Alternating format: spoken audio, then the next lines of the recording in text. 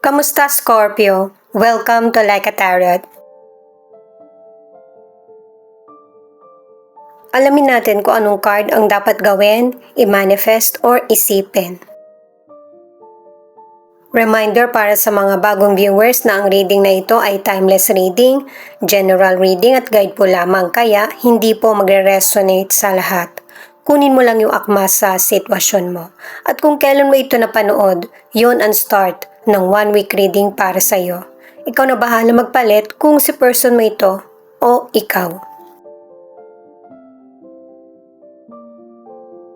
Ayan, ipinakita na. Great! Pinapahiwatig ng card na ito na mas bigyan mo ng atensyon yung mga taong positibo at saka mas nagbibigay ng happiness sa buhay mo. Kasi yung paglayo sa mahirap na sitwasyon ay makakatulong din sa iyo para ma-solve kung ano man yung mga problems or iniisip mo. Kaya paligiran mo yung sarili mo ng loving at saka happy na person kahit problemado. Makakatulong din na magkaroon ng ibang libangan para maiba naman yung routine mo. Alamin natin kung ano ang mangyayari sa sitwasyon na nasa isip mo, ano ang message ng person mo sa iyo, ano ang mga bagay na hinahanap niya sa relasyon niyo.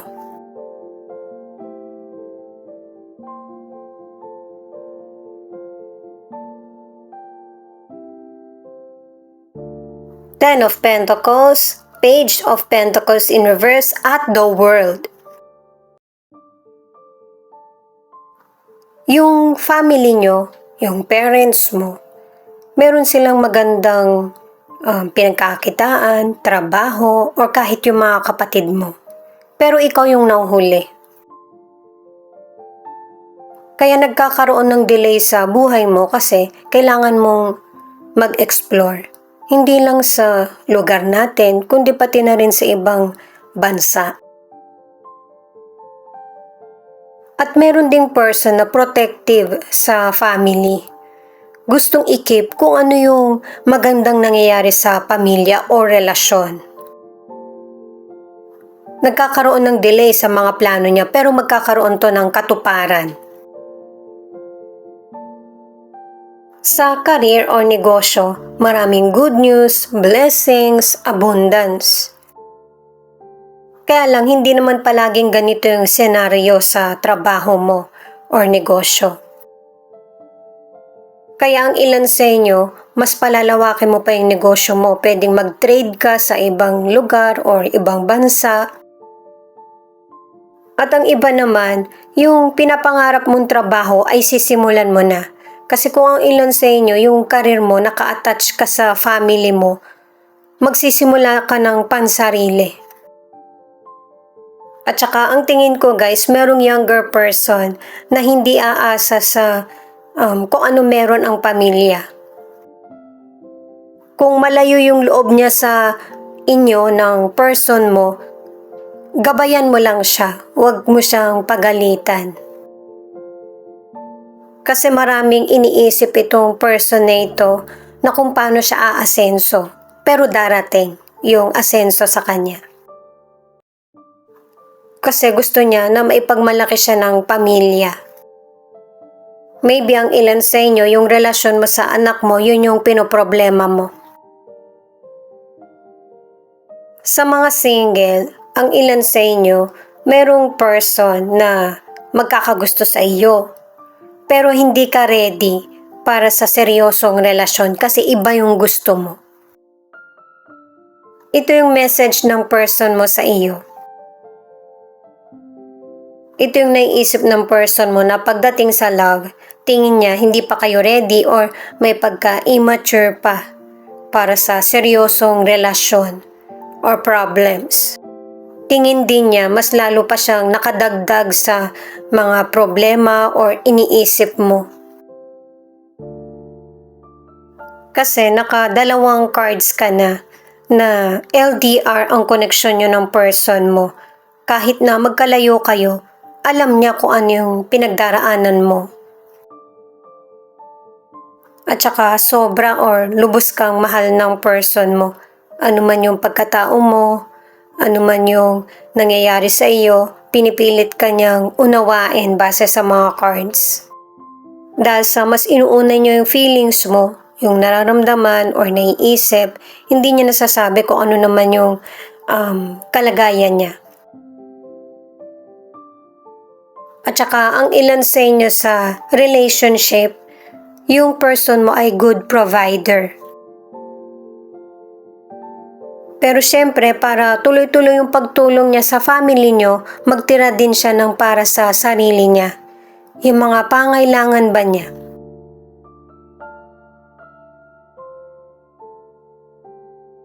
Maganda yung estado niya sa trabaho. Huwag lang pabayaan yung sarili.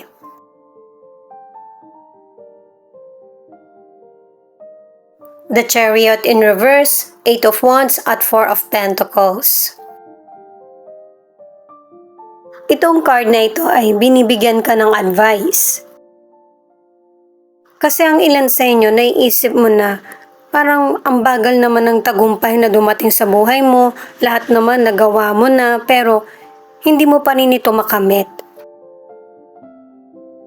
At base sa mga cards, karamihan naman sa atin, ito yung nangyayari na may mga bagay na hindi tayo napapansin sa sarili natin. Kailangan ng disiplina at self-control. Ang ilan sa inyo kailangan din ng patience kasi makakapag-travel ka pa rin sa ibang bansa kahit na magkaroon man ng delay. At habang na-target mo na yung tagumpay sa buhay mo, kumbaga naging kakaiba na kesa sa dati na nahihirapan ka sa career o kaya financial, ito na yung pagkakataon para kahit papano ay makapagtabi ka ng financial para sa iyo. Hindi naman kailangan ng sobrang higpit, kundi yung pantay-pantay na mababalanse mo yung financial na meron ka. At saka guys, base sa cards, ang ilan sa inyo kung kailan maganda na yung naging takbo ng karir mo, yung pasok ng financial, parang pakiramdam mo mas naghirap ka pa. At saka hirap kang makaipon. Hindi naman kasi lahat ng expenses, lahat ng taong hihingi sa'yo ng tulong ay mapagbibigyan mo. Ang ilan sa inyo na pagbibigyan mo yung family o kaya yung ibang tao kapag may problema sila, pero kapag ikaw na yung namroblema, mag-isa ka lang. Sa mga single, nakadalawang cards ka na kung meron kang person na nagugustuhan, huwag mong madaliin yung sitwasyon nyo. Hayaan mo lang kung ano yung magiging daloy nito. Kasi, isa sa inyo ng person ang merong personal issues sa nakaraan. Kaya hindi mo na nagko-commit o kaya hindi mo na naikipagrelasyon. Sa mga nasa relationship, ang ilan sa inyo, ang tagal nyo nang magkarelasyon ng person mo pero hindi mo nakikitaan ng progress. Pwedeng sabihin mo dun sa person mo kung ano yung progress na gusto mo sa relasyon, pero wag mo siyang i-pressure.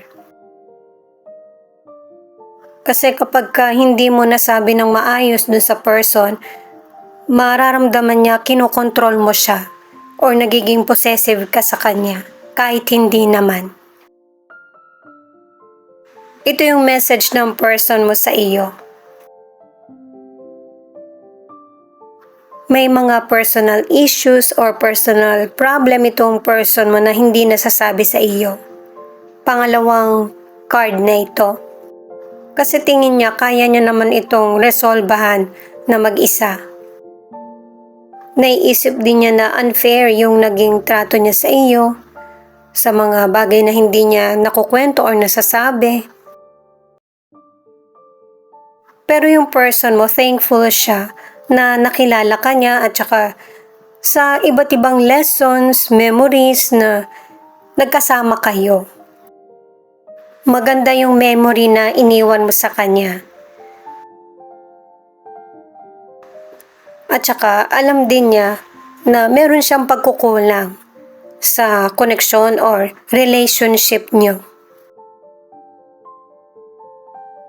Nagsisisi din siya sa mga bagay na hindi niya nasabi sa iyo, sa mga bagay na nagsinungaling siya, hindi niya nakwento kung ano man yung mga bagay na dapat mong malaman patungkol sa kanya.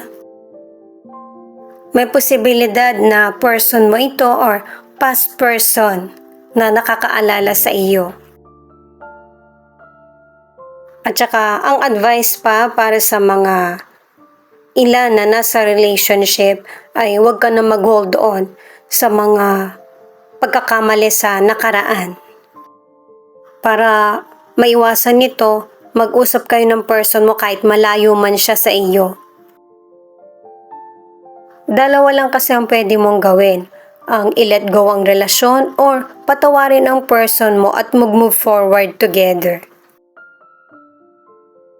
Two of Wands, Five of Pentacles at the Tower. Hindi sakto yung salita na hinahanap ng person mo sa relasyon. Ang kailangan niya ay ikaw. Nagkasabay-sabay man ang problems niya, matatapos niya ito. Dahil sa ang ilan sa inyo, LDR ang connection or ang relationship, online kayo nag-uusap.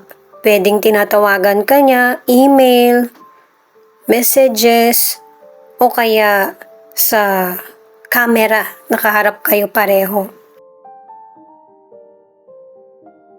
Sa kalusugan, ang advice ng cards ay ipagpatuloy mo yung routine mo na merong movement o kaya nag-exercise ka para ma-release yung stress at saka hindi ka magkaroon ng malubhang sakit. At saka para maging alerto din yung isip mo at makaiwas sa aksidente. Ang ilan naman ay kailangan magpakonsulta sa doktor lalo na kung nahihirapan ka sa pagbubuntis. Sa mga single or nasa relationship, mararamdaman mo na malayo ang loob ng person sa iyo o kaya hindi ka niya binibigyan ng oras. Kasi yung person, nakatatlong cards na meron siyang personal problems. Hindi niya naman ito kagustuhan. Malaki yung problema niya sa financial. Kaya ayaw niyang madamay pa yung iba sa personal na problema niya. At nagpupursige siya na magbago yung pamumuhay niya, na maging magaan yung takbo. At saka ang ilan sa inyo na nasa relationship, nagkaroon ng separation. Kasi nga, hindi ipinapakita ng person mo na importante ka sa kanya. At ang advice ng cards, ano man yung mangyari, suportahan ang isa't isa at saka maging honest sa person.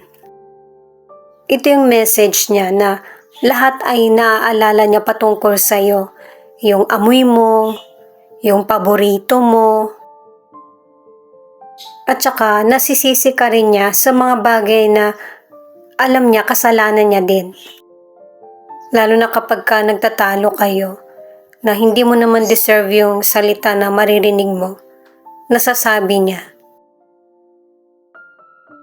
At tingin ng person mo, hindi pa ito yung tamang panahon para sa inyo. Siguro panahon na magkakilala, pero yung relasyon ay hindi nasa tamang timing. Pero syempre, itong person na to ay mahal ka. Importante ka sa kanya. Pero hindi niya yon naiparamdam or nasabi sa iyo na yun yung totoo. Hindi niya rin hinayaan na maging close kayo sa isa't isa. Kahit na nandun na kayo sa peak na pwede naman kayong maging couple na. Kasi sa mga cards, okay naman kayo eh. Pero dahil sa personal problem or responsibilidad, doon napipressure yung person mo. na pwede nyo naman pag-usapan or pagtulungan na maresolbahan kahit na financial problem man ito. Ito yung final card, the Fool. Pangalawang card na ito para sa unexpected na mangyayari sa buhay mo. At itong bagong chapter na sisimulan mo ay magbibigay sa'yo ng kakaibang experience na mas lalong mag-i-improve ka at saka mag-grow. At kung ang ilan sa inyo mas gusto nyo magstay sa relationship, maraming exciting na mangyayari sa buhay nyo ng person mo. Pero katulad ng sinabi kanina, kailangan i-let go kung ano yung mga negativity sa relasyon para makasurvive ito. Posibleng hanggang tarot cards lang makaresonate ka or hanggang dito sa charms. At saka, ito yung ilan sa 12 zodiac sign na nangunguna. Scorpio, Aquarius at Pisces. Ito naman yung mga letra na posibleng andito yung letra ng pangalan ng person mo. Ikaw na lang bahalang tumukoy.